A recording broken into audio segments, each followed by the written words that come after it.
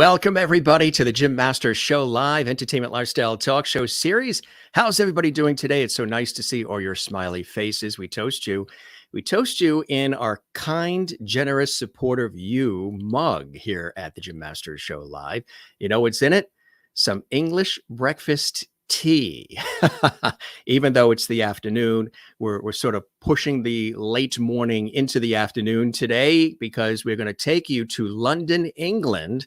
Now, many of you know I have lots of British in my family, both sides of the family. Masters comes from Yorkshire, and the Masters family settled in New York City and then branched out from there. That's my father's side, mother's side. On my father's mother's side, they came from Ireland, and also English on my mother's side too, English, Swedish, and French. So interesting combination. But we toast all of you, and we are going to take you live to London, England. Yes, we've got a very special guest. So I should sip this tea, right? Because you know what happens whenever I have the tea, the coffee, whatever it is, something warm, hot cocoa, I always have it, and then I end up putting it down, and we chat for a while, and all of a sudden I need to put an ice cube in it and it becomes iced coffee or iced tea. Let's take a sip. If you have anything, a beverage of your choice, take a sip. And I toast all of you and you and you and you. Every time I do this, because we do our show live just about 7 days a week, but whenever I do it, especially on a Sunday, I think I'm supposed to be doing this and blessing all of you as the Pope would or anybody else. We bless you anyway, and you bless us every time by tuning in and joining us here on our entertainment lifestyle talk show variety series that we started almost 650 episodes ago. That's incredible. And it is April 2020.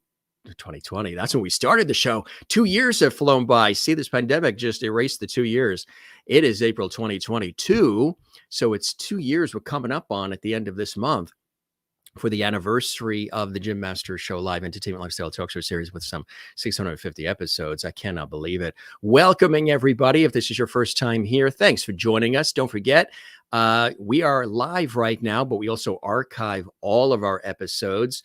So it's really, really fantastic that you have an opportunity, if you ever miss a live show, to see the episodes here on our YouTube channel, Jim Masters TV. At your whim. That's right. You can binge watch these episodes 24/7, 365. Don't forget to subscribe to the YouTube channel. That's where we house all of these extraordinary episodes with guests coming in from Broadway and Hollywood, television, film, music, stage, culinary arts, sports, comedy, inspiration, authors, and international guests, international viewers as well. Speaking of that, Thomas J. Mace-Archer-Mills is joining us, British Royal family commentator, but so much more. He is joining us live from beautiful London, England. He's the founder, visionary, and director of the British Monarchists Society, president of the Center for British Royal Studies, editor-in-chief of Crown and Country magazine, creator of Crown and Country Radio, a Freeman of the City of London, and a member of the Order of St. Thomas of Acon. In addition to the aforementioned, Thomas runs his own consultancy group and as a royal consultant for protocol to the princely house of their Highnesses, Prince Waldermar and Prince Antonia and Prince Mario-Max, and so much more. I tell you, this is just a short list of his incredible background. We're very excited to have him here. He's also an award-winning author, media personality, educational speaker as well. And professionally, Thomas is a consultant and royal historian in addition to everything else. And there's something very, very exciting that is coming up centered around Queen Elizabeth and the Queen of England, of course. Now, today it says Jim Masters, but you can call me James if you like, which is my birth name. And as Thomas will say, he'll say James Masters, as all of our British family and friends say. He's going to join us in just a second, but I'm just so excited because this is the event that's coming up. And there is this wonderful Jubilee Anthem that has been created celebrating all of this. It's really marking an extraordinary occasion. Queen Elizabeth's coronation, of course, the longest reign in British constitutional history, only surpassed by 3 other monarchs. It's also the day, February 6, 2022, was the day the British Monarchists Society announced their commission of the new album, the Platinum record.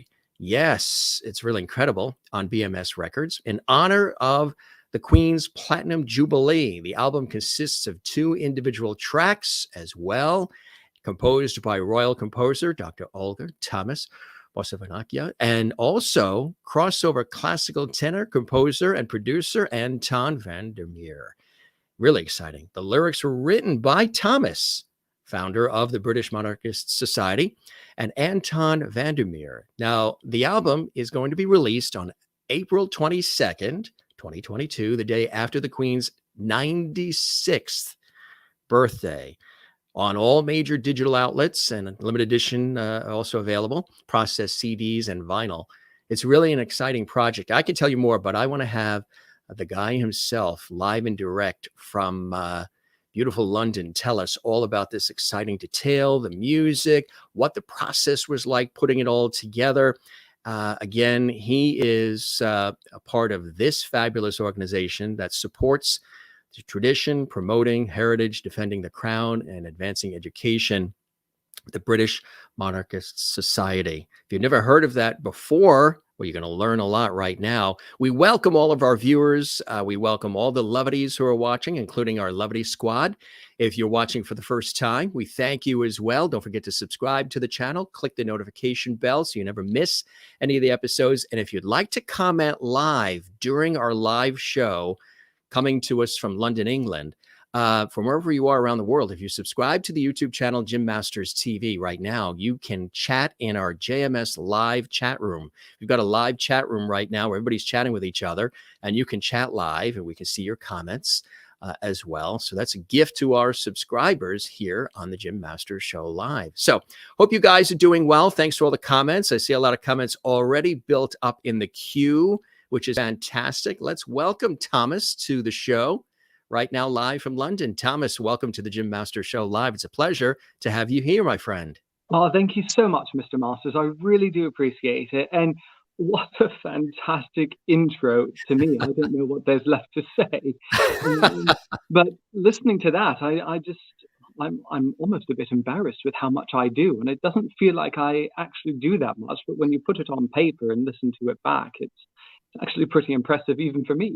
It is, I tell you. I don't know. I was telling you, you know, I were chatting before we went live on the air, how busy I am in the world of television, radio, stage, and film. But you are extraordinarily busy because you are handling multiple organizations and entities, kind of like I've done, but you're doing it succinctly and simultaneously. Tell us about this. Tell us about, you know, this desire you have to celebrate, support the heritage of the royal family, the monarchy.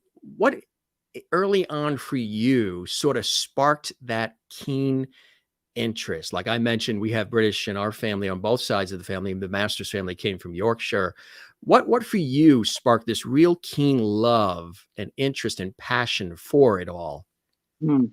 Well, it's very interesting because a lot of people don't know that my mother and her side of the family are all British, and they're British Northern Irish, and even my DNA proves I'm more British Irish than I am Italian. So I didn't grow up in an Italian household, even though my father was a first generation American. So I spent a lot of time with my nana, a lot of time with my grandmother. And that was the Britishness that was instilled in me ever since I was a child. And my grandmother, who we unfortunately just lost in February, who was really well, thank you so much. She was the British, the English one. And I remember every time I was with her when I was little, it was always tea. We couldn't have enough tea. Yes. And talking about the Queen, she was married to my grandfather in the Queen's coronation year in 1953. And my grandmother was a fashionista. So she would always keep a keen eye on what the Queen was wearing, what Princess Margaret was wearing. And it just developed as I got older into a keen likeness of the royal family, but also my adopted grandfather, George, who I met when I was 17 in front of Buckingham Palace. He was a Grenadier Guardsman. So all of my life, I've been immersed in British history and British culture. And growing up where I did, Lake George, Bolton Landing on Lake George, is founded on land grants from George II. The lake is named after George II. So all of the history I was immersed in, being from a child, is all British history. So not only my family, but my surroundings really just culminated in now doing what I do for the last 20 plus years and having nearly 2,000 media credits to my name where British royal family is concerned. That's really amazing. So you feel very in touch with the British side of you, just in terms of not just the DNA, but personality, maybe way of thinking. You feel you have the Britishness in you. You're very immersed within the culture and you feel at home. Well, I do feel at home. And I think for people like me, and I'm sure there's plenty of your lovaties, and cheers to them and cheers to Cheers. you, Jim. Yes, Cheers. let's do a toast. Yes, there we go. 7 London time. I'd like to say it's tea, but it's something else we can put a cube in. Something a little more spicy? Well, I do like iced tea, so it could very well be cold tea, as you would suggested earlier. That's right. It's all the power of suggestion. Only Thomas and I will know what's in the mug. It's our secret. And I have my Jubilee mug here all ready for the Queen's Jubilee. There we are, corgis. Yeah, there we are, 70 years of the Queen. So where do they have those? Is there somewhere to get those? That's fantastic.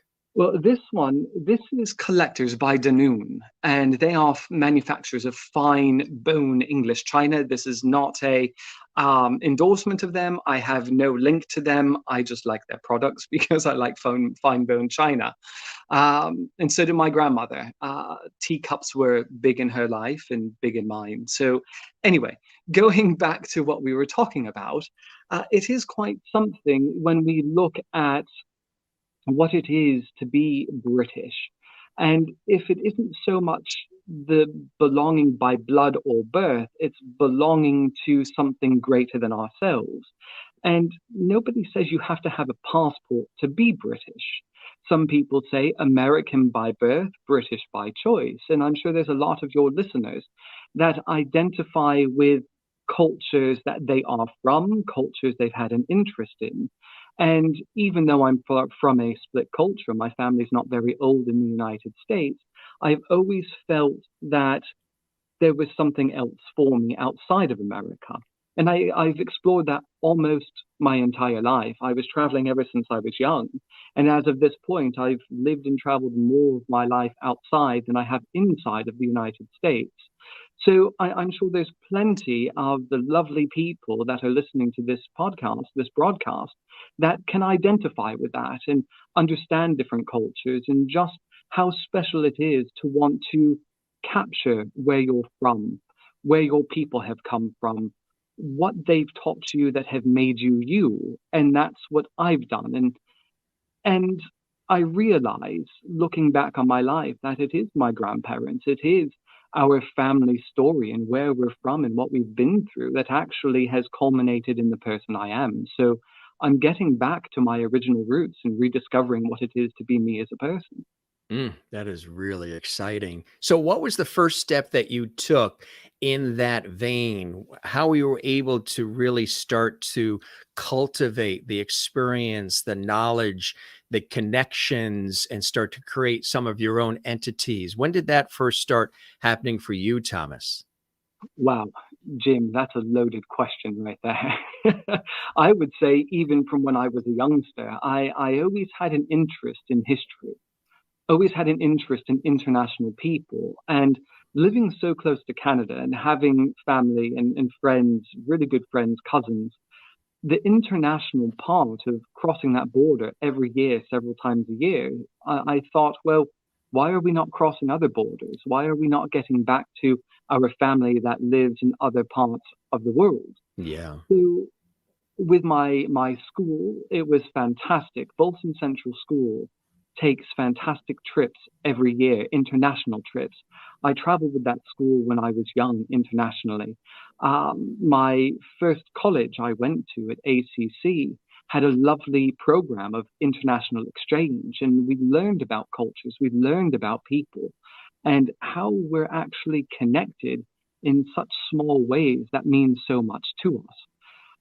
My grandparents, my grandmother, my mother, I mean, they were paying all the time for me. Go to Europe, go back where we're from, go and learn, go and just be you, explore who you are, explore the family, garner as much education and know-how as you can. So it is my family that actually not forced me, but gave me the financial means that are necessary to travel and to learn and to educate. And that's what I do with a lot of the society, a lot of what I do with the magazine. The radio station is about education. And it's just my love of education, my father being an educator, my mother also being an educator in the medical field. It's just natural that I too would be an educator, but in history and, of course, royal events. That's really fascinating, really terrific. It's a great story and a great turn of events for it to happen in the way that it did. So you're in London right now today. What's the weather like? I know it's later in the evening, a little after 7. What's the weather like there in London right now? Would you believe it's actually raining here? It's supposed to be raining there. It's supposed to be, but I will tell you a little thing. In the spring, you never know what the weather is. We layer here because we could have 5 different sorts of climates in one day in the space of an hour. It could snow, it could hail, it could rain, it could be sunny, it could be frost, it could be lovely. And we've had all of that today. So we've had mixed intervals. And right now it is looking through the skylight. It's overcast, a little bit of clouds, and I think we might have a little appearance of the moon in a little bit, but it's supposed to rain tomorrow and it's been a bit cool. Yeah. So it's just normal April weather now for London. So really exciting what's going to be happening. And I know you guys have been working so hard. It's been a labor of love. I want to touch upon the Jubilee and everything that's happening. But what is it first from your perspective, being an expert on and a historian as well, and a journalist really focused on the British Royal Society and so much more? What do you think it is about the fascination people have with the monarchy, with Royal Society, with the British royal family specifically? What is it, especially here in America and in Canada? In Australia, there's a big thirst for all of it, anything they can't get enough. But even worldwide, what do you think the fascination comes from? Well, Jim, we need to look at this in a historical context. And the fascination is that Britain is using soft power, and it's always used soft power. It's number 1 in the world in its use of soft power, using its culture to actually obtain the things that the nation needs and wants. But even before that, we look at, you've mentioned Australia, you've mentioned Canada. Those are Her Majesty's realms of where she is still queen and head of state. But she's not the Queen of the United Kingdom in those countries. They are constitutionally their own countries with their own crown. They have just retained the Queen as their head of state. So even though she's the British Queen in the UK, she is iconically Canadian and Australian, New Zealand in her own countries there, such as being the Queen of Jamaica. She sits on the pineapple throne. So constitutionally, she's very different and has different powers than she does in the United Kingdom. But from the American context, it is different because there's always been this fascination with the royal family in America. And I know because I was born there. So it is quite something, because I think the United States has always looked with the mystery that's behind it, because this is an institution that the country shed back in the 1700s.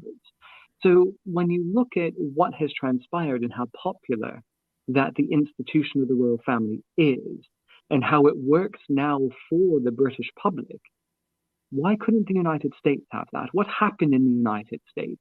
So it's something the United States used to have, but doesn't anymore. So I think the fascination comes from not only the historical roots of the royal family and the crown itself in America, but also seeing that special relationship play out when the Queen and members of the royal family visit the United States. And there's always this this air of mystery. What is it about the royal family, the Queen, the crown? And it's always the subject of not just entertainment, but real intrigue as to a political institution, a political ideology.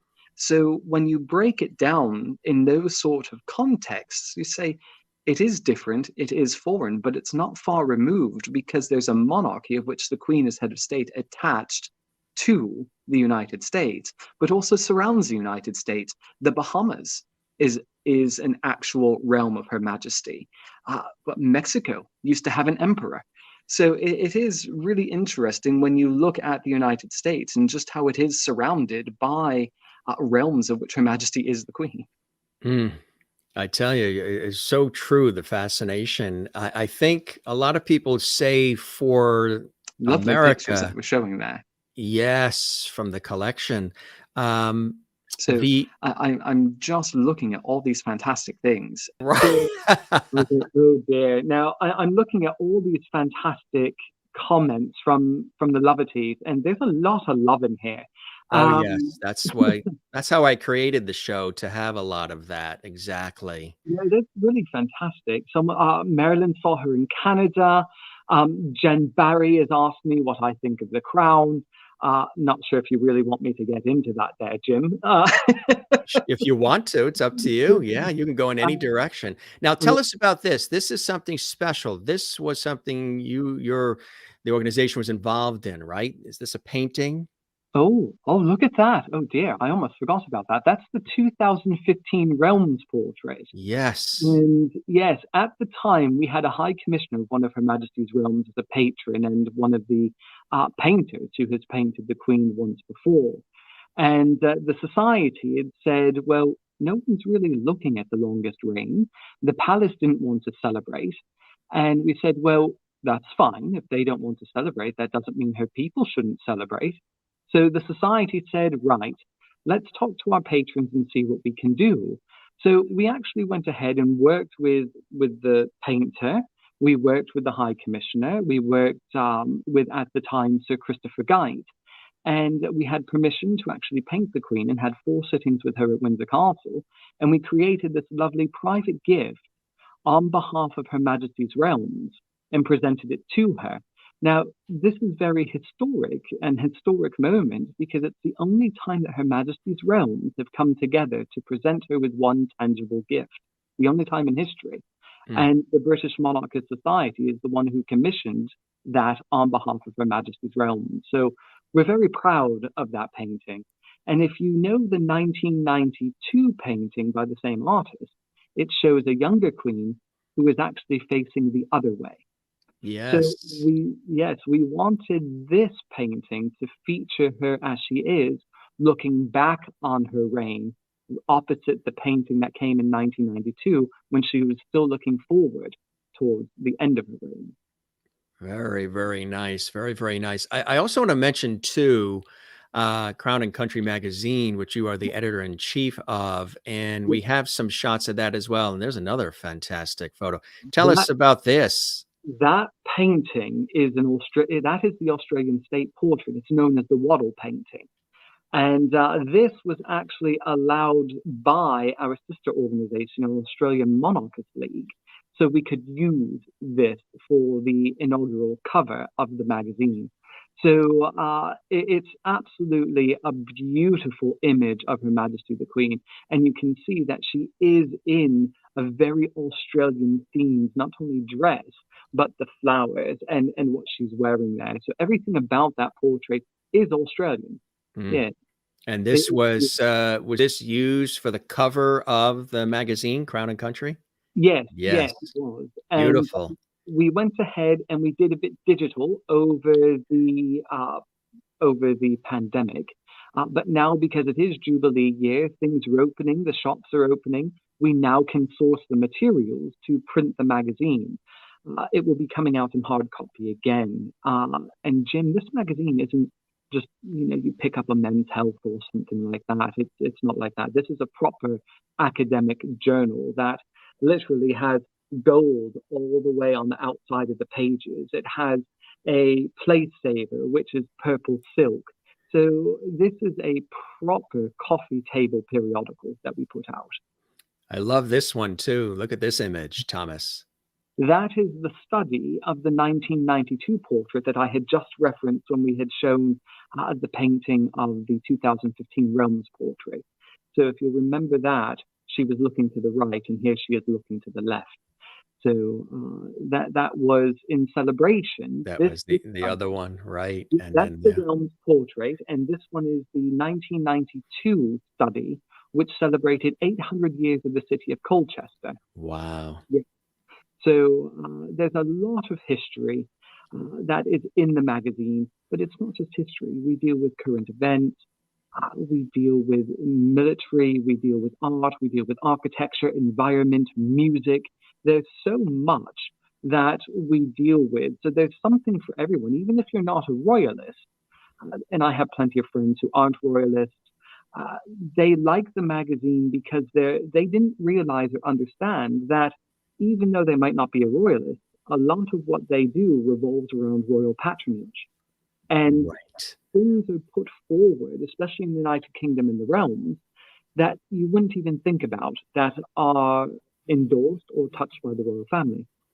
So, in case in point, in the United States, Jim, you have Hellman's mayonnaise. Well, in the United Kingdom, they're a royal warrant holder.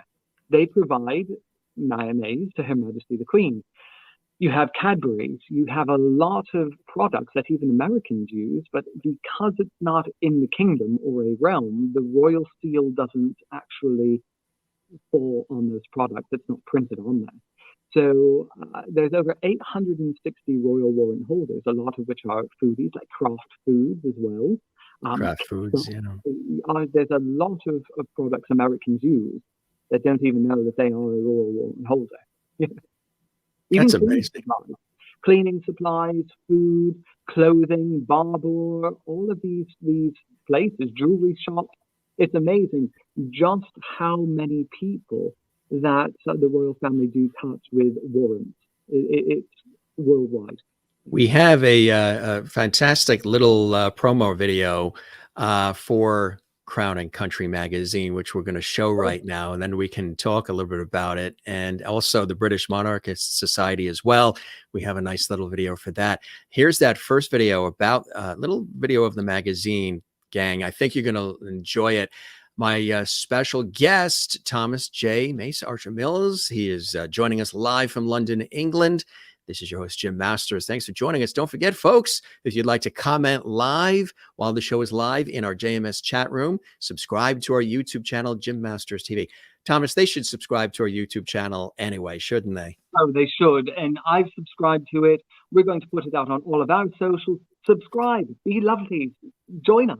Yeah. That's it. Share that lovity, right? That's right. And it's all about love and light and laughter, Jim. And exactly with the state of the world, and we should be building each other up and supporting each other. Okay, we all have difference in opinions and things, but you know what? We're human, and I think humanity needs to triumph over anything else. Absolutely. You're on the same page as me and everybody here, my friend. Here is that video for Crown and Country magazine. We're looking at the editor-in-chief right here, live from London, and we'll be right back.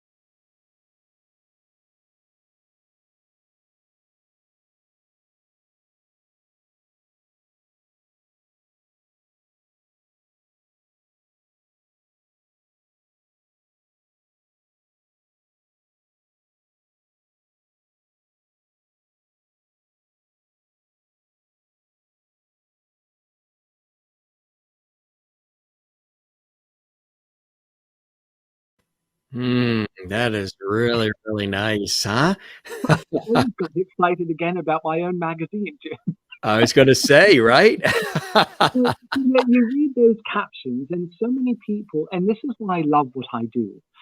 Not just working with uh, royal families, and I've worked with several royal families, and I've worked with people close to the palace, and I'm never ceased to amaze in what I get to do because education is key. And when people say, "Oh, the taxpayer pays," and I say, "Oh, boy, wait a minute here. Let me sit with you and let me talk to you about this." And the Republican sort of issue, and people say, "Oh, well, the Queen wastes our money. She costs us money." And I said, "Well, actually, because the Queen is there, you all get a rebate on your taxes by almost a year." So a lot of people don't understand the financial funding equation of Buckingham Palace and the Queen and the Privy Purse and all of this. So I would love to do something for all your listeners on that, but we only have, I think, 25 minutes left. So maybe a different time and place for that. But when you look at the crown and what it is as an entity and what it provides for the people of the United Kingdom, we're talking about an institution that supports itself through its own land portfolio, through its own investments. And if we were to look at the House of Windsor as a British brand, it's worth over £66 billion of inward, literally, income Wow. on its own. So as a multinational corporation, if we look at the House of Windsor, because it is spread over 15 different countries, we do see it as a British brand worth tens of billions of pounds. So when they say, "Oh, well, the taxpayer pays," let's think about that and really look at how that money is generated and where it comes from. Tell us also, as the founder and visionary for the British Monarchists Society, what your vision was in creating that and some of the incredible work that the organization does. First, we have a nice little video we want to show about the society, and then we can sweep back from that and you can tell us and elaborate a little bit more. Here is that video, gang, here on the Jim Masters Show Live. I declare before you all that my whole life, whether it be long or short, shall be devoted to your service and to the service of our great imperial family, to which we all belong. We are not ashamed to celebrate Britain's military prowess on the land, at sea, or in the skies. To remind the world that this great nation will not be put upon. We will speak of pride, of honor, of valor in battle, and yes, of glory.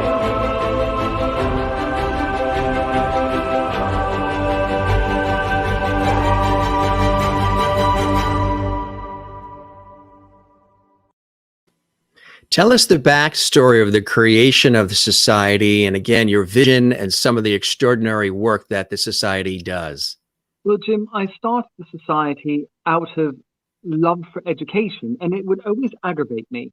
Even when I was little and I was lining the Mall at Buckingham Palace and watching the Queen's birthday parade known as Trooping the Colour, I would hear people make one-off comments and, "Oh, well, the Queen, she doesn't do anything. She's wasting money. Look at the hangers-on up on that balcony. I wish I had a fraction of that money." And it really started to get to me because in my research and what I've learned from first-hand accounts from my friends at our guardsmen, my adopted grandfather, his first official duty was the Queen's coronation in 1953. So I've been able to be around people that are part of this and understand how it works. And I was sick and tired of people actually rubbishing the crown, not understanding the institution and saying it is irrelevant for them. How could the crown actually be identifying of them as people? It's anachronistic. We're a modern country. And I said, well, a modern country always has its roots and its history. And its history and rich and lavish, and that history has a place in the present and the future. And I said, before you rubbish anything, I think you really deserve to give it a chance to understand it. And that's why I created the society, so we could reach as many people as possible, bring proper education to them about what the crown is and the difference between Her Majesty the Queen as sovereign, as the crown, and as an individual person. So, Jim, a question that a lot of people don't know and they can't answer is the crown tangible or is it intangible? And it is both.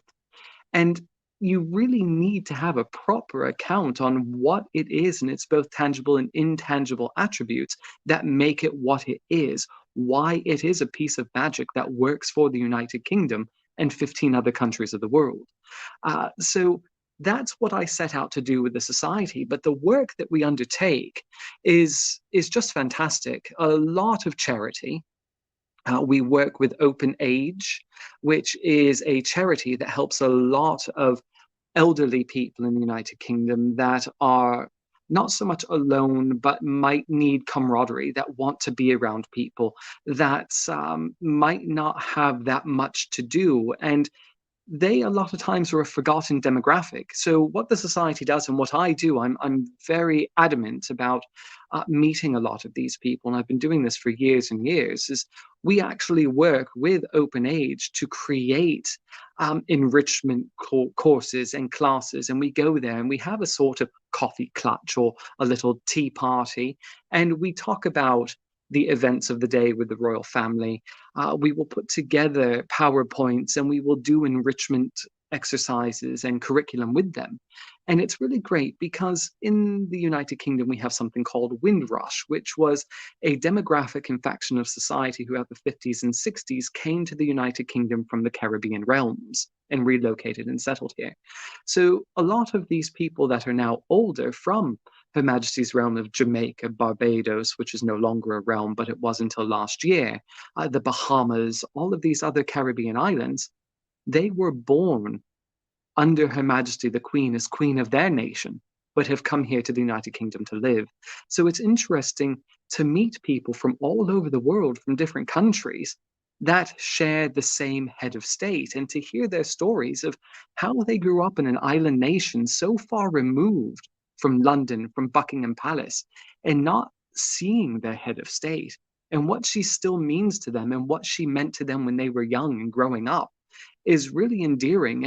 And I try to take those examples. And when I work with Model Westminster and I do my my lectures about the Crown and government to young people who want to become MPs and need to understand how the Crown fits into British government, and I share stories, you can't imagine the value that is placed on these instances from older people that have come to the United Kingdom and actually see a value in what so many British people and young people take for granted here. So that's part of what we do. That's a lovely picture there. I do go around to schools and colleges.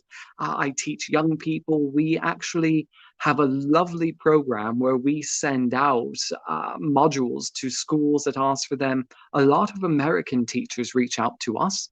When I visit America, sometimes I'm asked to come and visit the students and speak to the students. And we have a great time. And I get to actually listen to what they think that the Queen does. And even adults don't know what the Queen does. She actually has a job that she doesn't get paid for. And there's something called the privy purse. So if there isn't enough in the funding for her to pull out the duties of her job, she will kick in of her own private funds with something called the privy purse. So she doesn't get paid to work. Sometimes she pays to work, and she gets abused sometimes by people who don't understand what it is she does. And that's why the Crown, and I will answer one of these questions that I've seen in the chat. The Crown is great. It's a lovely drama. The sets are fantastic. The casting is great. But it's fiction. It's fanciful script writing. We never know what the Queen and the royal family say. We don't know what her advisors say or think. We do know that the producer and the writer is a self-proclaimed Republican. So when you now look at The Crown and you watch it, knowing that the people created it are Republican in their mindset, you can see where they're not actually making the Queen or members of the royal family as people with hearts and humanistic points that we all have. And case in point, when we look at one of the episodes with Aberfan in Wales with the mine issue and the landslide which covered the school, they said, the Queen couldn't be bothered, and they made it out to say that the Queen wasn't really caring, when in fact she cared very much, but she couldn't be seen to be the first one there because it was a political issue. And the Queen avoids political issues. So in order for things to calm down and for her to go, the politics needed to be put aside. It needed to be sorted between the union, the people, the government. And I think that there's certain aspects of the Crown that actually do a very disservice and injustice to exactly what Her Majesty is and what she means to her people. And that's why I'm not a big fan of the Crown per se, because it not only skews timelines and speeds things up and pulls them back, but they take an issue which they think most people would have an interest in, and they add that extra drama, the extra suspense, because of course they need to make money from this. So it's taking something they know is very popular, throwing a lot of money at it to make it more of a soap opera, and then put it out as, well, this is what happened, when in fact people watching The Crown should see it as entertainment and do their own research to understand truly what happened. Because things we see are not always what they're perceived to be and are not always truthful. In case in point, what happened with my story in 2018 when I was reporting from Harry and Meghan's wedding at Windsor Castle. So there's a lot about me that people don't know, but if they knew the truth and went ahead and did their own research, they would find out that things aren't exactly as they were portrayed to be in 2018. There we are. There's Harry, and I'm not in that picture, Jim. Couldn't you have picked a better one? with you squatting in front of her beautiful dress, right? Yeah. No, I mean, I was the most interviewed man of the royal wedding, and I did a lot of running commentary for BFM France, for Russian television. I don't know if I can say Russian television right now on air, given what's happening there, but a lot of French, a lot of other European networks as well. Now, I've been working with the European media since before 2012. 2010 is when I started. And there were some reports that said I had become a royal expert on their wedding. And I said, well, wait a minute. You can't just rock up to Windsor Castle and say, I'm a royal expert, put me on your international media. It doesn't work that way. So anyone with running commentary, anyone that is an expert, of course, has to be vetted. They need to know you. And working with the media, as I did for years and years before that wedding even took place, people knew who I was. They had worked with me. They know what they get from my commentary is the real deal. So some people didn't like what I had to say about the Duchess of Sussex marrying into the family the way that she was. I was all for it, very happy. I wanted diversity. I wanted her on that balcony because it showed a true reflection of the society of which the royal family was supposed to be representing. So instead of looking up at that balcony and having just a bunch of sort of stale bread, we actually had a different variety. We had a little bit of wheat and rye. You know, it was truly a royal family that was progressive, that had a different color, that had someone that really could relate to a demographic that is sometimes overlooked just by the simple color of somebody's skin. So what I did say, Jim, is that with all that was surrounding Meghan before she had married into the family, I said she needs to be very careful here. You can't come in and think that you're going to take over from Catherine, because Catherine, in the order of precedent, will be above Meghan. But the most important thing I did say is that Meghan does need to be careful and watch out, because the royal family is not going to allow her to come with the politics and her very strong political inflictions and say, well, I'm a feminist and it needs to be done this way. The royal family are celebrity as a byproduct of being royal, and people don't really stop to think about this. Whereas Meghan comes from the land of Hollywood. She comes from, I need to assert myself. If I want the best roles, I need to go ahead and get myself out there. So as a celebrity, it's all about yourself, getting yourself out there, attaching to a charity because it looks good. I do this. I need to advance my career. I need to do the things to get me out there. Whereas the royal family, they use who they are, not to assert and advance themselves, but the causes that they champion. And I wanted to make sure that Meghan understood that. So some of the outlets, I think, were a little upset because they actually said, well, then you're not in favor. And then if you're saying that Meghan is not right, and I said, I never said that Meghan's not right. I'm very excited for this, but she needs to be careful in how she was acting and how she was actually portraying herself in coming into the royal family. Now, when I say that, I called everything that was going to happen, Jim. And I said, listen to me and listen carefully, because if this isn't curbed and she's not given a full explanation and understanding, as well as an example and someone to guide her through this, it's going to turn out bad. Things are going to happen. And what's happened? There's been a divorce between the Sussexes and the royal family. So when it comes full circle, the media said what they wanted to say about me, but I'm actually having the last laugh at the end of the day because what I said is true, which therefore now people will know they actually know what I'm talking about. So, I hope it would have changed things. I wish it would have played out differently because there was such a fantastic role that Harry and Meghan could have played with a large demographic of not only British society, but those in the Commonwealth. And we need to remember that the Queen is the head of the Commonwealth of 54 individual nations. And those 54 nations and those 15 realms, it's magic, Jim. The culture, the people, the languages, and what we learn from this grouping of nations has actually set the scene for what we've created going forward with this year's celebration of the Queen's 70 years on the throne, the Platinum Jubilee. And it brings us to the Jubilee Anthem. And we've called it E2R, the Platinum Record, a Jubilee Anthem. And fantastic people involved with this. 10 years ago, for the Diamond Jubilee, the Society went ahead and commissioned a song. And last year I said, you know what, we can do better.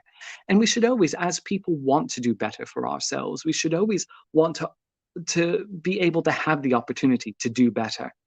So one of my dear friends, Anton Van Der Mere, he's a very well-known opera singer in South Africa, a good friend of mine, and he was stuck here during the lockdown. And I said, look, while you're here and you have the musicality and I have the idea of wanting to do another anthem, let's work together. I want to invite you to work on this project with me. This is what I want to convey in music. How do we take 70 years of a life, of a reign, and put it into a 3-minute song or a 3-minute and 50-second song, which is really the standard length of a song? So we can't really do it, but we can't be like Taylor Swift and put out an 11.5-minute song. So what do? So we sat down for hours and hours and days, and we wrote and we wrote and we wrote. So I said, right, this is great, but we have some fantastic patrons of the society, like Dr. Olga Thomas, who is a private royal composer to Her Majesty the Queen. And she wrote a platinum love song for the Queen and the late Duke for their 70th anniversary. She's written Lullaby for the Royal Baby. She's written so many things. And she actually has knocked Ed Sheeran off the classical charts. She's knocked Sarah Brightman off of those charts. And I'm lucky enough to call her not only a friend, but a patron of the British Monarchist Society. So Anton and I approached her and said, look, we're doing a world showcase, but we want an introduction to that. The Queen loves classical music. You're a classical composer. I want to work with you on this. And Anton said, yeah, that's fine, Thomas. I'm really concentrating on the world showcase, so I'm going to leave that with you and Olga, which we did. So there's some really lovely Latin in this classical piece, and it's Elgar-esque. It's very British, very pomp. And you can just imagine seeing the Queen walking down the aisle at St. George's Chapel, yes, but at Westminster Abbey.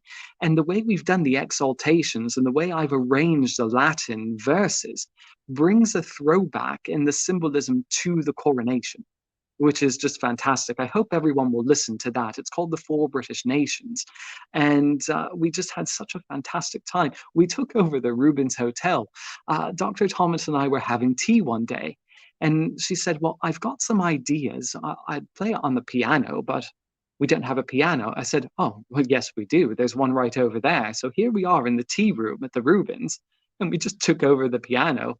And I just made a little announcement. Oh, there's going to be a royal composition here just to get your ideas. In the middle of afternoon tea, here we are at the piano. Dang, dang, dang, dang, dang. She goes, now what do you think of that? And I said, I think it's lovely. So we continued to work on it. And this is where Leslie Garrett, CBE, she was awarded for services to music by the Queen since the CBE, and that means a Commander of the British Empire. Rodney Earl Clark, who is starring in the West End's Les Mis and the London Community Gospel Choir, they actually are in the song as well, so they are the singers. But going back to the World Showcase, Jim, this is just fantastic. It's really, I'm so excited every time I talk about it and I hear it. Anton and I, we really jumped in. We wanted to truly pick every corner of the world that Her Majesty has touched and has been to. So it's a circumnavigation around the world, which includes the iconic sounds of the Indian subcontinent with the sitar. We've got the Caribbean with the steel drums, bagpipes of the UK, the Irish harp. We've got Swahili chanting. We've got Maori chanting from New Zealand. When you listen to this and you hear the words that we've written and we've put in there, and how Leslie and Rodney have sang with the London Community Gospel Choir, this is not just an anthem. This is a true, just musical celebration of Her Majesty in 70 years. And the actual, we thank you from our hearts, is us, her nation, saying, Your Majesty, 70 years, you have pledged your life, long or short, to our service, and you've never reneged on that. And we thank you for everything that you've done. So we're hoping that both of these tracks, which make one anthem, will really uplift people. And it's not just to the Queen, it is to all of us to say, look, we've got you covered. We know you thank and you love Her Majesty, but we've got you covered in music. And I think everyone who listens to both of these tracks to form one anthem are really going to be uplifted and be able to see the celebration of what Her Majesty has given, not just her people, but the world. I mean, even Americans, Jim. Oh, absolutely, yes. She is the world's queen, and everyone loves her. Everyone, even Republicans, say, you know what, I might not like the system, but I respect that woman.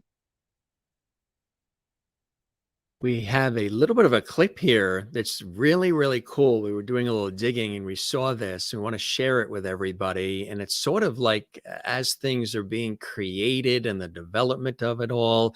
Again, it's an extraordinary historic event. And to have the anthem to be a part of it, we have some other clips we're going to show as well. But this one in particular sort of captivated us, and love to show it with our viewers watching right now. Enjoy this, gang, and then we'll be more. We have more with Thomas J. Mace-Archer-Mills. This is Jim Masters, or today you can call me James Masters if you like. Here we go. James Masters. Yeah.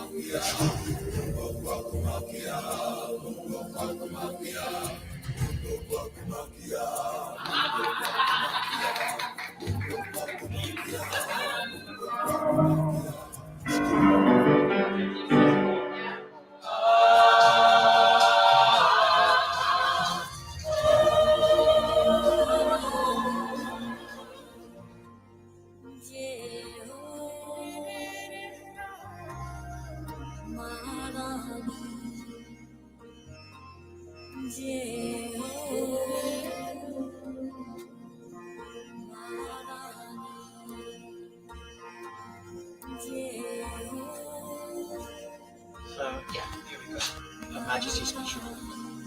This is Bar 64. Ready?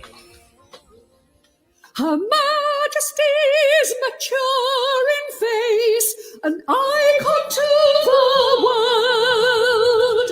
The Queen for all, a role model, a universal pearl. She's the diamond in her platinum crown. Absolutely thrilled to be part of this project. It's great. I love all the ethnic instruments. I love all the sounds, the Maori sounds, the African sounds. The Hindu singing is beautiful. I just think it's a fantastic celebration of the Commonwealth. And I like the way the words chart at the change of her face. There's something incredibly reassuring, I think, in the way the Queen's face has grown, and the experience that she's had has been reflected in her face. Are we ready?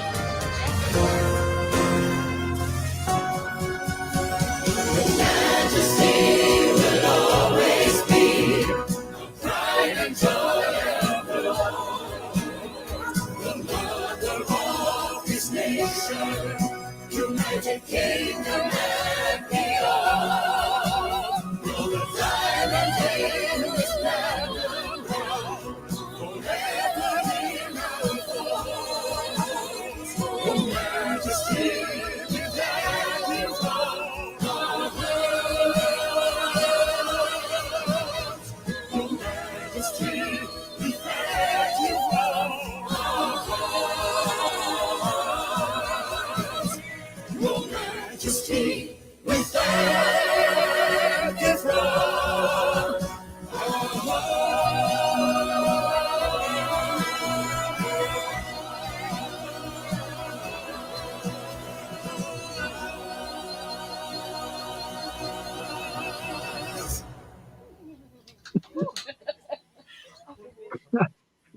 Yeah, that's it. Happy? Yeah. Really nice, really nice. And our friend Beatrice, welcome Beatrice to the Jim Master Show live. Hi Thomas, hi Jim. Thomas, you're so eloquent and passionate, learning a lot as well. What's something you could share about the Queen that most people would be surprised to learn? And welcome to the Jim Master Show live, Beatrice. Pleasure to have you here. That's a really great question. And there's so many things I could tell, but everyone knows that the Queen has a fantastic sense of humor. But what most people wouldn't understand is that she likes when things go wrong, Jim. She is ecstatic because she's so used to the smell of fresh paint when she visits places. It's just nauseating. And everything is always planned to a T where, oh, nothing should go wrong. And she's so used to nothing going wrong that when it actually does, she is so delighted and entertained, because sometimes it's making monotonous things actually enjoyable, because it's something that has happened that normally would never happen. So she does actually have a small liking for when things go wrong, as long as it doesn't make her look that in a bad light. But she rolls with the punches, she laughs, she loves it, and she likes to be able to see not the serious side all the time. You know, this is a woman who is a fun-loving person, and I think a lot of people don't understand that behind the facade of the state truly is someone who has a wicked sense of humor and just loves life. And if more people understood the way that Her Majesty was, they would understand that the example that we're celebrating is somebody who really has the best of humanity in her. She does. You know, there is a twinkle in her eye that it's not mischievous, but there's something about it where exactly what you just said, I'm very intuitive, and it's something that I've always picked up, that she can really roll with it when things go wrong, when the information isn't always perfect and everything doesn't always happen. And as we all know, life isn't that way. And anything that we sort of got out of the last 2 years with the pandemic is anything can happen. And she seems, and I think that is also a testament to why she's so beloved. She's as elegant and regal and historic as she is. She has a realness and an authenticity that people seem to also plug into at the same time, that really adds to the flavor of everything involving her, wouldn't you say? That is the truth. And in that clip we saw of the Jubilee Anthem that we've created, the fun that you saw everyone having is really the reflection of the fun that we see in Her Majesty the Queen. And Leslie Garrett, when she spoke about the imagery of the Queen's face in the lyrics, when people listen to this, I really want them to listen to these lyrics, because we have the Queen's unblemished face, then it changes to the Queen's maturing face. So we see the progression of years in her face through the verses that Anton and myself have written. And there's so much symbolism in the words that if people take the musicality out and actually just read the verses and then hear it, it brings this fantastic, majestic life to a whole new level of the human aspect and a human experience on earth that we can all share and celebrate with. And I think everyone who's involved in this project understands it to be that way. And we're celebrating, yes, 70 years of a fantastic reign, but more importantly, we're celebrating the mother and grandmother of this nation, someone that we've all taken to heart, the only monarch that so many people in the world have ever known. And she's always been there. But this is also a celebration of life, because unfortunately, she won't always be there. And we've seen that with Prince Philip lately, and what's happened with him and the loss of him and how it's affected her. And we look at her now, and a change has happened the last year, and she is being more frail. She looks more gaunt in the face. And we're not guaranteed that she will live as long as her mother, to nearly 102. So we need to always be vigilant in exactly how we care for her, how we thank her, and really how we offer 70 years of pride and thanks in all of the nations and all the people that she's touched. And that's why we created this song, Jim. And I hope everyone really will take to the song, will download the song. And yes, like I said, there are two songs, one anthem. We didn't get to hear the classical composition with the exaltations, but both of these songs together really are just so inspiring, and they're just they are just, oh my gosh, I get goose flesh when I think about it. And that's not just because I created the project, but everyone who's been involved. And Jim, I really hope your listeners will really give us their honest opinion on this song, because we couldn't do it without all the people involved and everyone who loves the crown and Her Majesty. And that's that. Whoever loves life will love this song.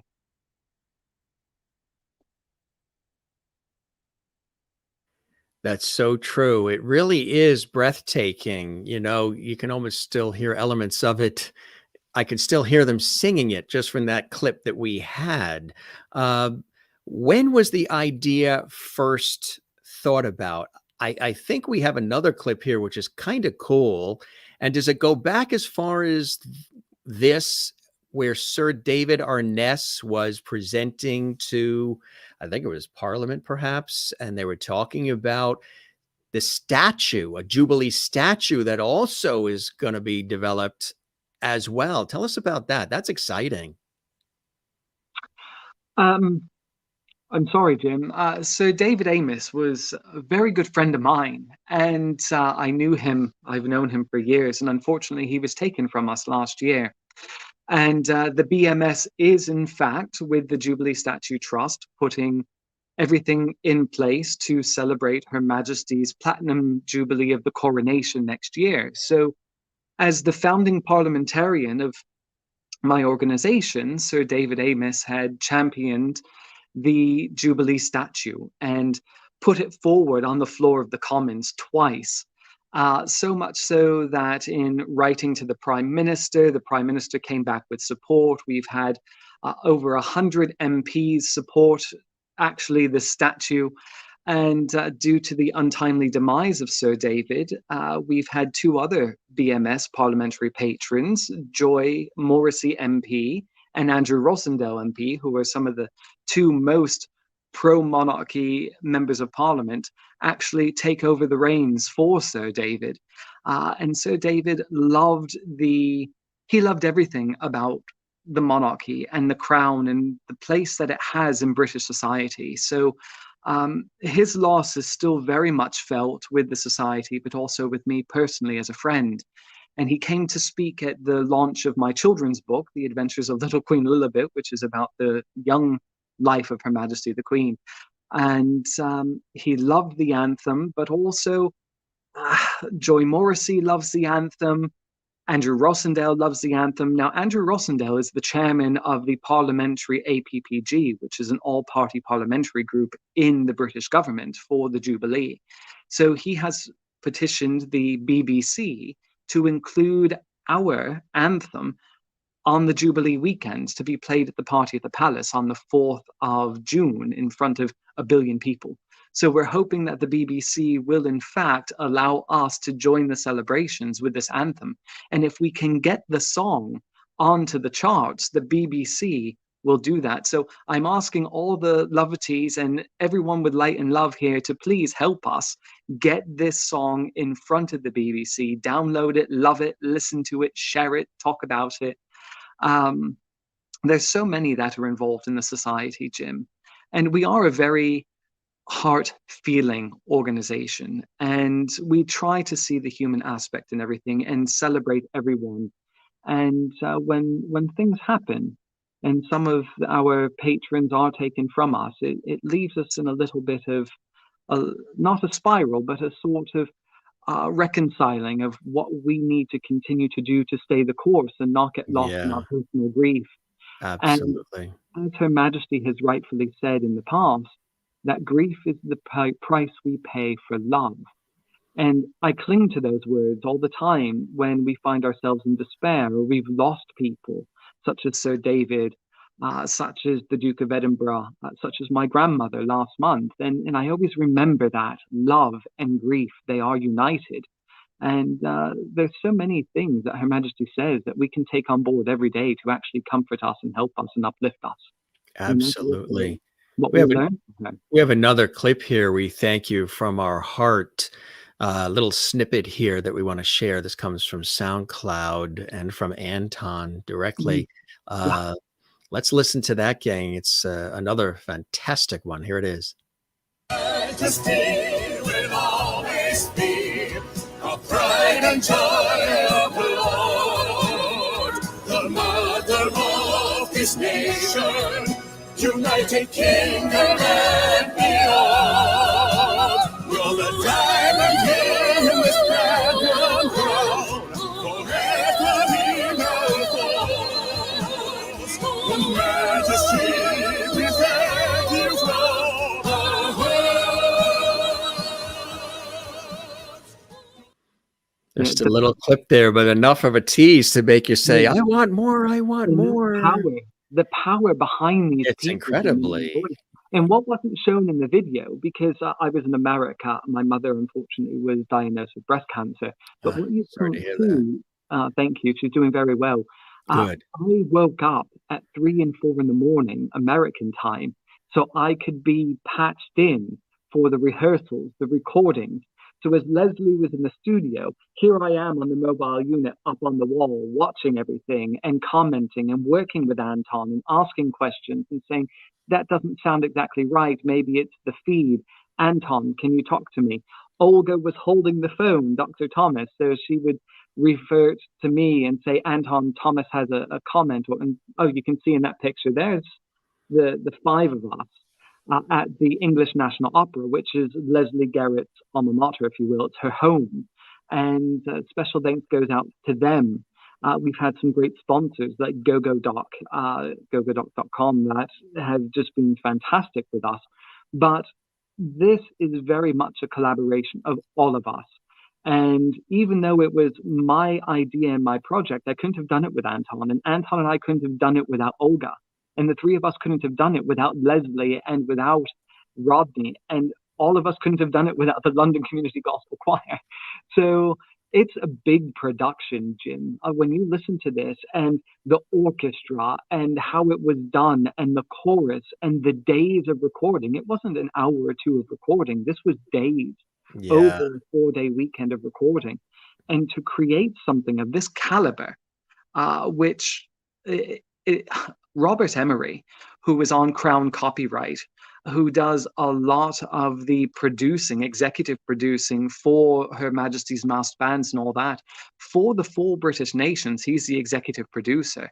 And having his skill set with Olga and helping to get the arrangement of My Words right and how the singers had to do it, that was 3 days just on its own, not to mention We Thank You From Our Hearts with Anton and everyone else. So what we pulled off here is... I can just say that love has fueled this whole thing. And I really hope that people can feel and hear that love from all of us as they listen to it. Absolutely. Beautifully done and beautifully presented. And it's so incredible to be involved in things like this that make such a difference and that share, light and love and really, in this case, celebrate something so magical and so incredible. And, we need more of this with everything we've been going through globally. We need some things that provide an escape, but also a realization of, why we're here and those important, simple things in our lives, love and empathy and kindness. And if there's a little splash of some royalty in there, hey, celebrate it and bring it on. I mean, for America, they sort of always looked at, the Kennedys as being sort of our version of the royal family, right? Mm-hmm. Well, and that's the thing. But the connection between America's royal family with the Kennedys, if you will, and that of the British royal family, after the president had passed and was assassinated, and the First Lady, the former First Lady, came to the United Kingdom for the memorial to be unveiled here, there's a lovely story of Prince Philip actually playing with John Jr.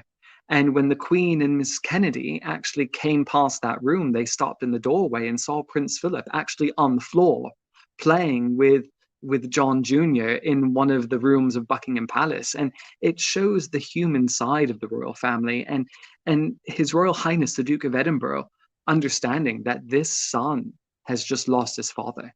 And I think that really brought His Royal Highness back to his own family life and how it was that he lost his father and how he was going to be put into exile. So John Jr. having to leave the White House, whereas Prince Philip had to leave his island home of Corfu when the revolution had happened. And there was a really nice relationship between the royal family and the Kennedys that the Crown didn't touch on the full story of that. And this is where you have to say, again, going back to the Crown issue, please do more research and see truly what the whole story is there. I can't thank you enough for this, Jim. And I'm reading these comments in the chat, and I have a few more surprises for you, actually. Maybe you can take us through this sort of memory lane. Tell us about this photo, Thomas. That is my adopted grandfather, George. Mm-hmm. And he and my granny Betty, they never had any children.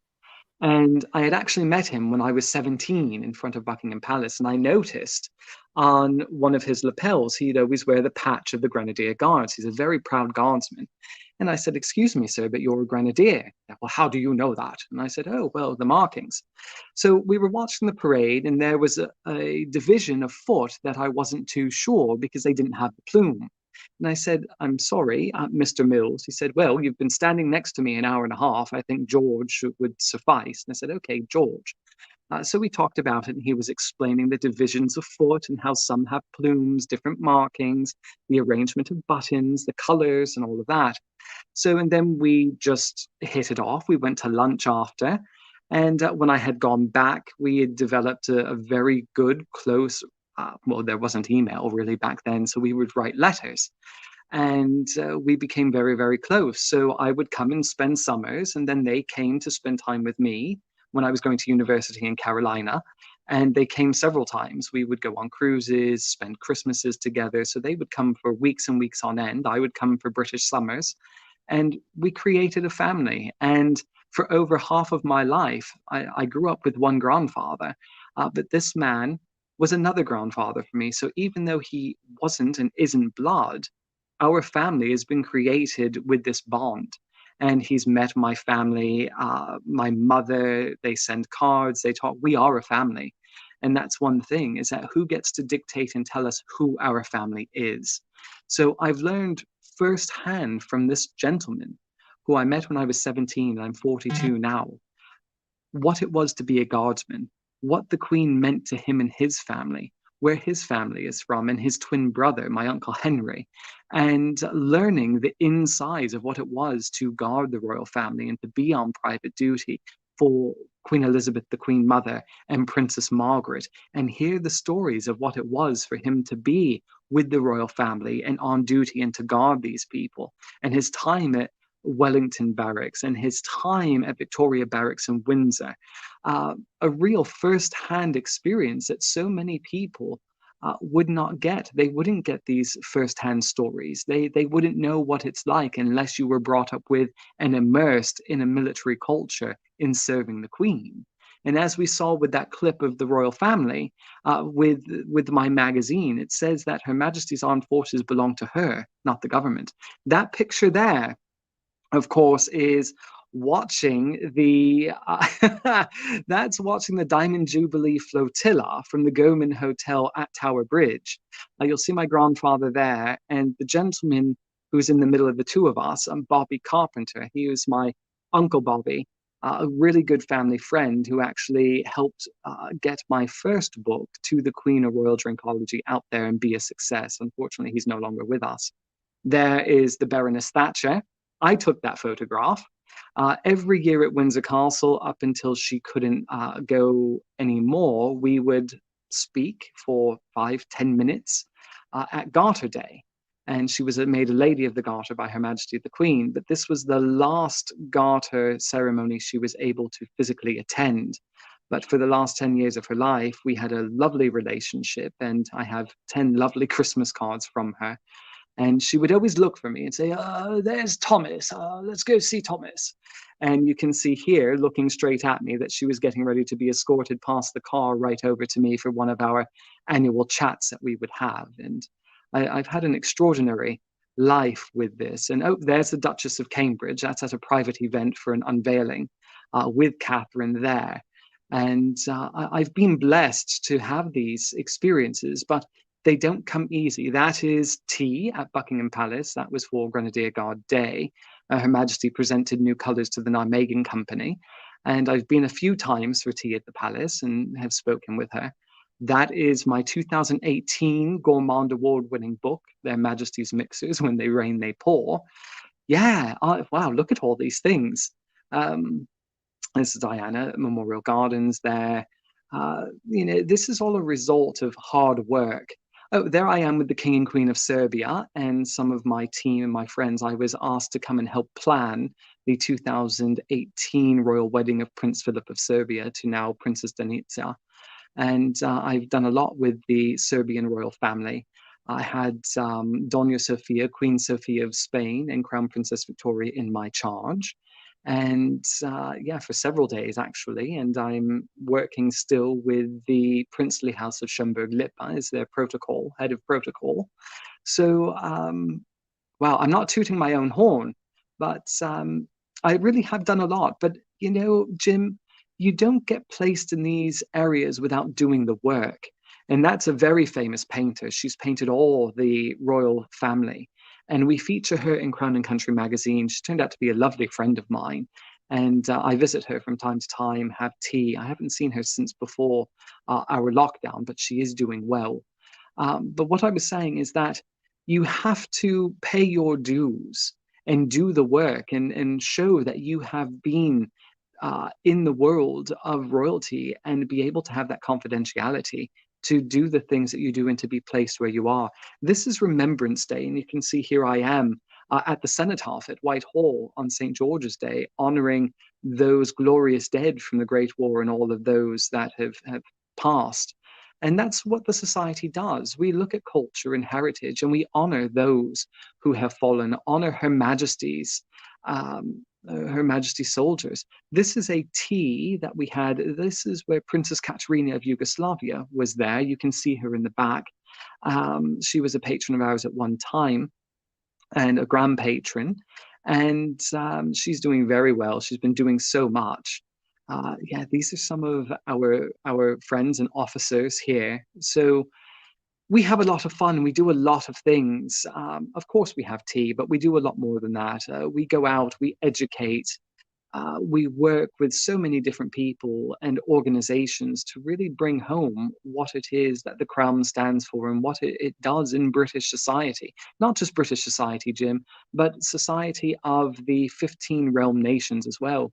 And I think this is where America does get a little bit jealous, because we have such a wonderful head of state in the UK and her realms that is above politics, and the government and the politicians actually are held accountable and answer to someone. They answer to her.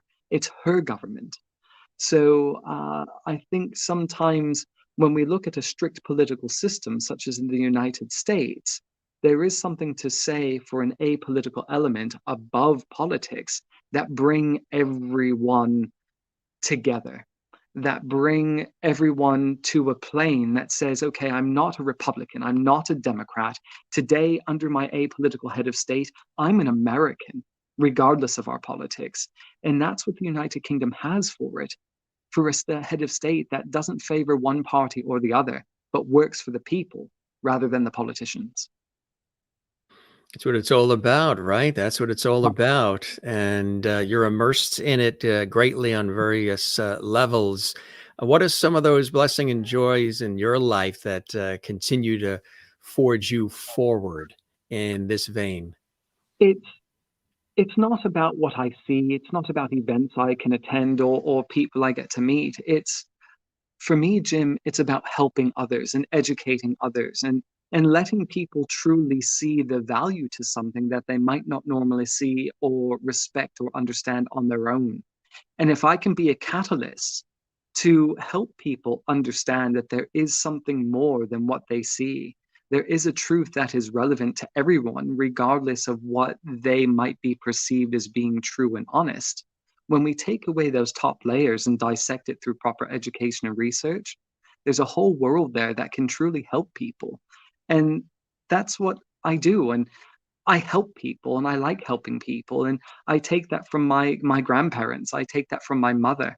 I take that from my father, and educating others. Because if we can work together to attain a higher understanding, then that's part of the human experience of being on this earth and being with people and looking at people not for maybe what we've heard or the way they've been perceived, but understanding and truly trying to research and understand who they are, where they're truly from, where they come from, and why they do what they do. And I think we need more of that, Jim. I think we need more understanding. And I think we really need less copy and paste reporting. That's what we need. We need to get back to news not being something that's manufactured for likes and follows, but something that gets to the heart of a real, true story, unbiased in its presentation. Very, very true. And to celebrate life, because we realize that it's precious, it's short, and a life well lived with empathy and kindness and looking out for one another, I think, is a glorious and important thing. And to celebrate it in the way that you're getting a chance to do it is really extraordinary. Could you, if you were going to talk to the 10-year-old Thomas, what would the Thomas of today say to the 10-year-old Thomas? Would he have ever expected any of these things to come to fruition? Wow, I feel like that's a drag race question there, Jim. And were you always Thomas, or were you Tommy? I'm only Tommy to my close family and my Me too. I'm Jimmy with the family and the cousins. They still, I'll say Jim, and they'll be like, "Hi, Jimmy." Yeah, exactly. Yeah. So Tommy is always reserved for my familiars. Yes.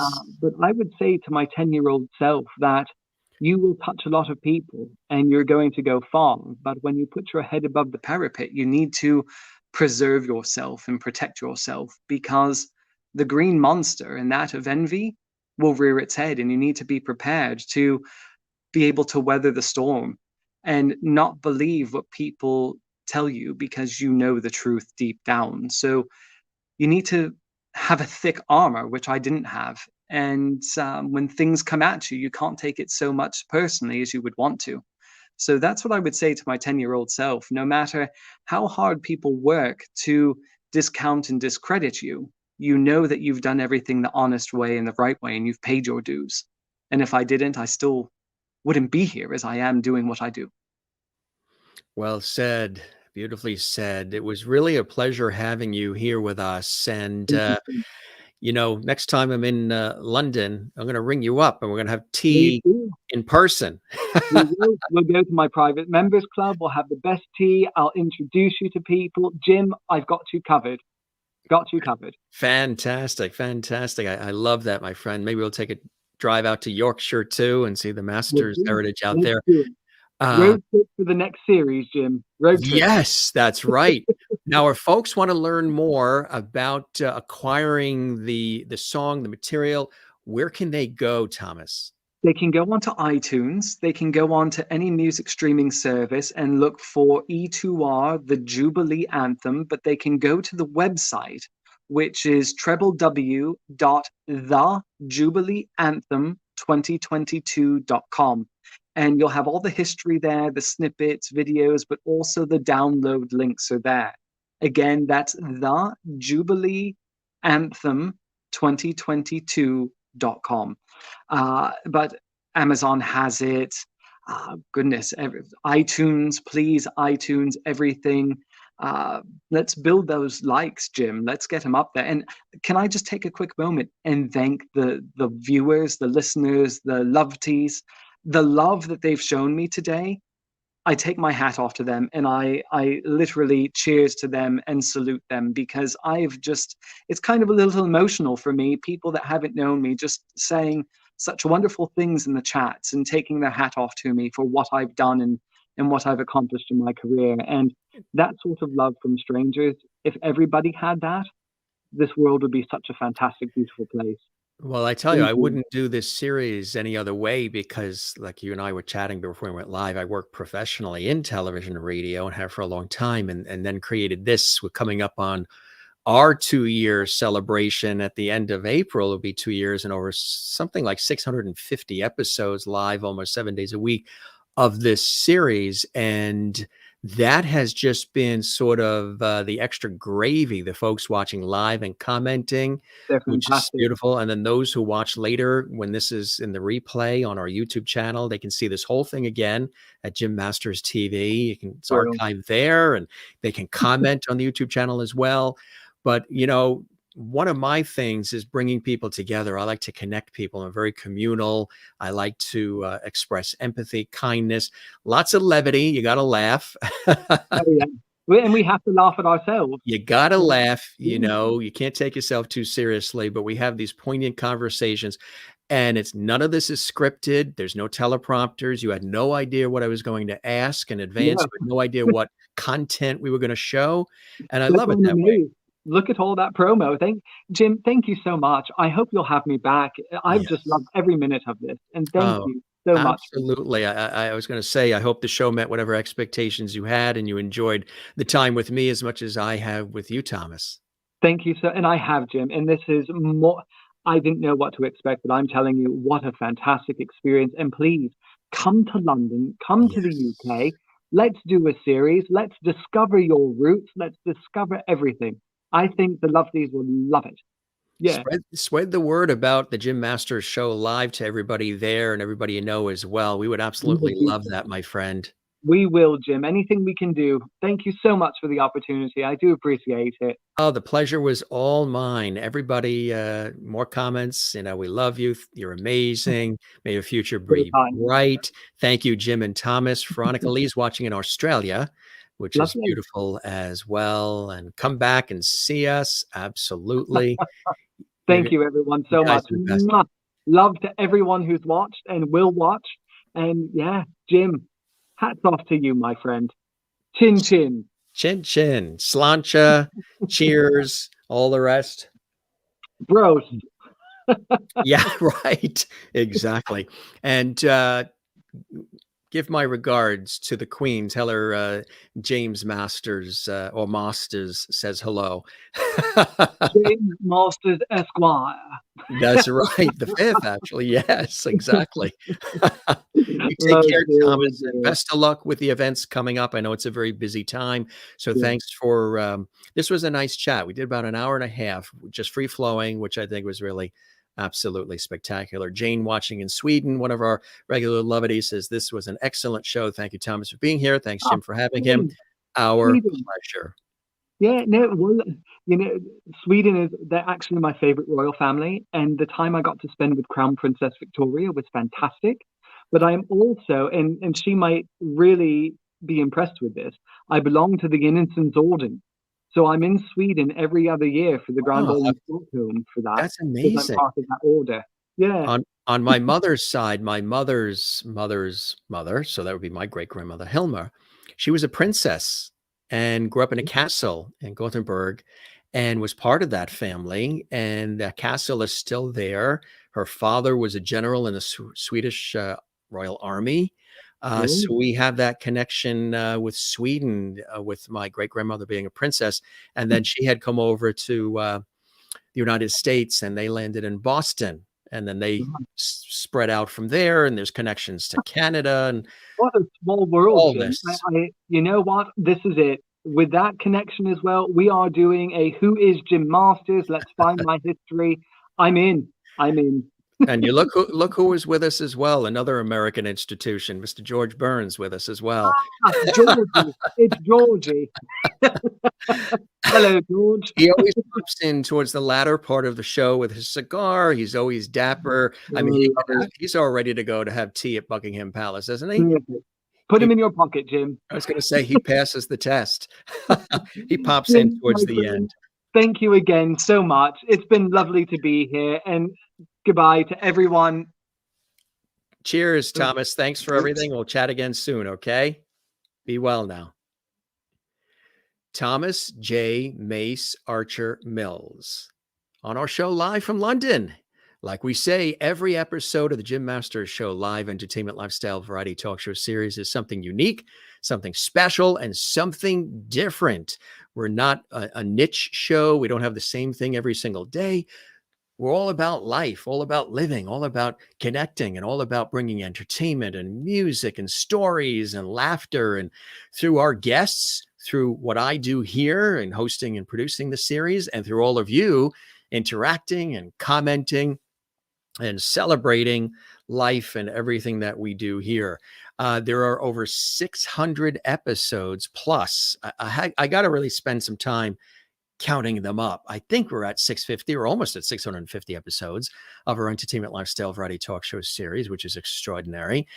You can see this episode again on our YouTube channel, which is the channel you're watching right now, Jim Masters TV, or today, James Masters.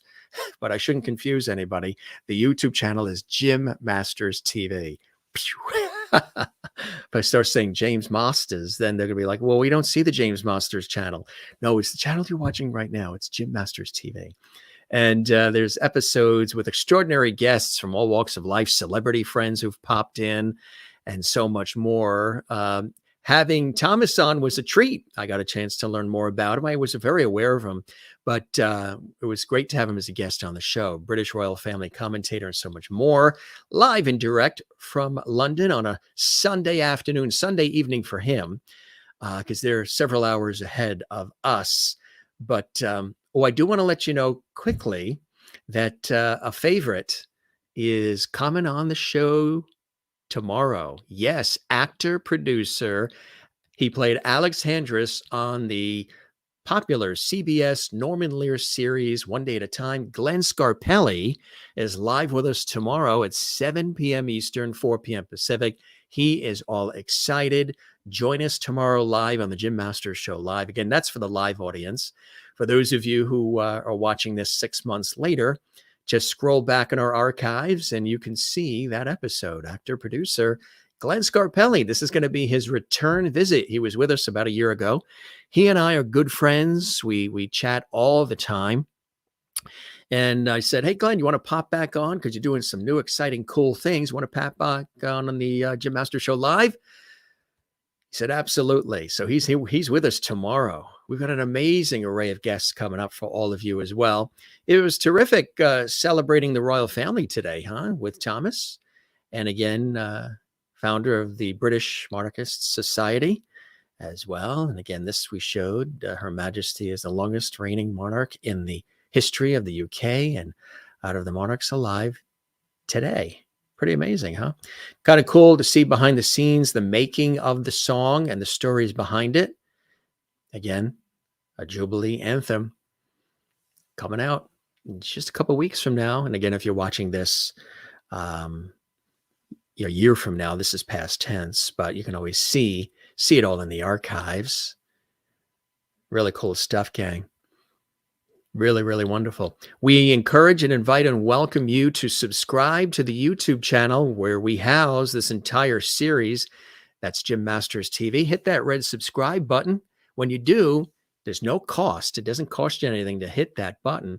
That just welcomes you to the JMS Lovity family, the Lovity Squad family you always hear so much about. That's our faithful viewers who watch all the time from literally all around the world. Also, make sure that you click the notification bell. Really important you click that notification bell, because when you click the notification bell, you will never miss any of our episodes. That's right. You will never miss any of the episodes. How? Because you're going to be alerted. There's a little alert, like a notification that you get. Hey, coming up on the Jim Masters Show Live, you'll have that notification coming your way. And if you enjoyed this episode, give it a thumbs up, like. We would love that. There's a little like icon on the YouTube channel. It's underneath all the episodes, and we would encourage, welcome, and love it if you can give this episode and all the episodes you enjoy a hearty like and leave a comment on the actual YouTube channel. I know you guys love to chat in chat, and we love that too. Really helps us big time get the word out even more about our series, because YouTube sees that and they blast the episodes out even further to more people when you give it a like and when you leave a comment on our YouTube channel, which is really, really cool. Some great stories today celebrating the Queen, of course, Queen Elizabeth, and the extraordinary Queen that she is. And the stories were really amazing, weren't they? Lots of content today. Very busy behind the scenes today on this episode with all the content and all the various things. We, when we do these shows, we don't just want to throw it together. We like to put together a nice broadcast for all of you. So we're going to wrap up here. It's a little bit early. We're going to go. We have some things we have to do, some family things, and a lot of stuff to catch up on. It's very, very busy time for me in television and radio. But we had that clip. Remember he mentioned Sir David Ames. Remember that wonderful clip? I wanted to show that clip to you because he's no longer with us, as Thomas was saying, but he sort of was helping spur a lot of this. This was really for the Jubilee statue as well. And this is paying homage to him. Here it is.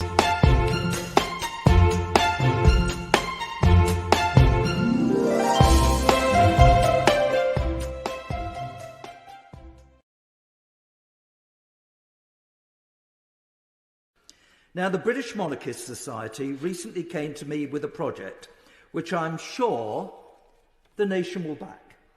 They would like a statue of the Queen erected to celebrate her Platinum Jubilee in 2022. The royal sculptor, Christian Corbett, has made preliminary sketches of the monument, which is planned for a prestigious, suitable position in the vicinity of Buckingham Palace and the Palace of Westminster. I believe that it would be possible to fund this statue through public subscription, and I hope that all colleagues will be supportive of the project. After all, our monarch has served our nation and the Commonwealth so well for over 70 years, or nearly 70 years.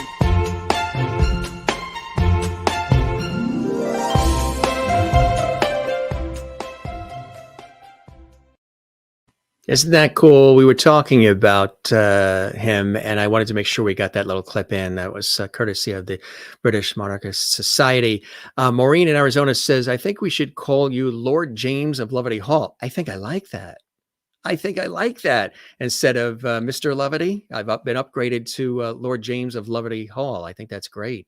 Thank you, Maureen. Merlin in Canada. Very interesting guest. Absolutely. Elena watching in Italy. Of course, we have our international audience of Lovedays. Thank you, Jim. Great show. Bye, everybody from Italy. Thank you very much, Elena. Wonderful having you here on the show as well. Sherry Larson says, thank you, Jim. I learned so much from Thomas. Wonderful show today. Thank you, Sherry Larson. Appreciate that. And what a fantastic episode. Amazing, Thomas. Thanks, Jim, for having him on. My pleasure. Absolutely. And all the comments, if we missed any, because they come in fast and furious, we thank you for that. And again, we worked hard putting this episode, as we do with all the episodes of the Jim Masters Show Live Entertainment Lifestyle Talk Show series, where we are bringing back the lost art of conversation and doing it in style with an array of guests from all walks of life, celebrity friends, and so much more, as I mentioned. Tomorrow, we're very excited because our friend Glenn Scarpelli, actor Glenn Scarpelli, who, of course, you know as Alex on One Day at a Time, the CBS series by Norman Lear, and so much more. He's with us tomorrow live, 7 p.m. Eastern, 4 p.m. Pacific. And did you see the episode with the extraordinary and legendary actress Marion Ross, Mrs. Cunningham on Happy Days, but incredible movies and films she's been a part of. She has a new book out, My Days. It's her memoir. She shared that with us on the Jim Masters Show Live recently. You can see that episode and some 650 episodes more here on our series and our YouTube channel. So good stuff. You guys are terrific. Ann in Southern California says, we love you, Jim. Love you back, Ann. Jen Barry in Pennsylvania, USA says, you're looking handsome there, Jim. Thank you very much. I appreciate that. Good to see you, Jen in Pennsylvania. I know Jen is now Zen. Don't forget, when you see this, gang, you know you're going to have a wonderful time on the Jim Masters Show Live Entertainment Lifestyle Talk Show series. We always say, don't forget to smile. Don't forget to share the lovity. Find your Zen place. As you guys know, mine is with loving family and friends, writing, music, cycling, tennis, everything else. But swimming for me in the ocean, swimming, surfing, boogie boarding, sailing, all of it. Absolutely love that. So find your Zen place. And of course, another Zen place for me is my career and work in television, radio, stage, and film over the years. That's another very lovety Zen place for yours truly as well. So this was terrific. It's always nice chatting with all of you. Of course, my hot tea is now cold, so we'll put a cube in it. We'll turn it into iced tea, and Jen is Zen. Very nice. Very nice. From Lord James. Yes. You guys, Nikki is saying Lord James. So you like that. Yes, Nikki, check it all out in the archives. We have all of the episodes, as you know, archived on our YouTube channel, some 600 plus. So if you missed anything, you got lots of binge watching. And Merlin says to everybody, relax. Yes, relax. Take time for yourself, gang, and relax. This is your host, Jim Masters, thanking you for your time this time. Till next time. As you guys know, we never say goodbye here on the Jim Masters Show Live Entertainment Lifestyle Talk Show series. We just say see you later, because we'll be back tomorrow in 24 hours or less. I will be back here with you guys from around the world for more levity and our special guest and all the fun that we sort of create on the spot here at the Jim Masters Show Live. So for all of us here, no goodbyes, just see you later. Sláinte, cheers, sayonara, wiedersehen, moi loop. As we know in South African, that means walk well. Sláinte, shalom, and all the rest. You guys, the comments still coming in here. Love that. Thanks, gang. This is your host, Jim Masters, James Masters. Thanking you for your time this time. Till next time, we'll be back tomorrow, 7 p.m. Eastern, 4 p.m. Pacific with Glenn Scarpelli, brilliant actor and producer, and so much more. Enjoy binge watching our series. It's all here for your pleasure, gang.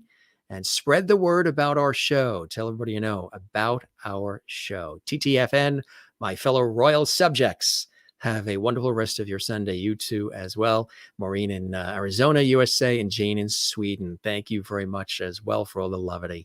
See you again soon. I'll be waiting for you right here in the host chair on the Jim Masters Show Live. Be well, gang. Take care. Be good to one another. See you again next time. Cheers.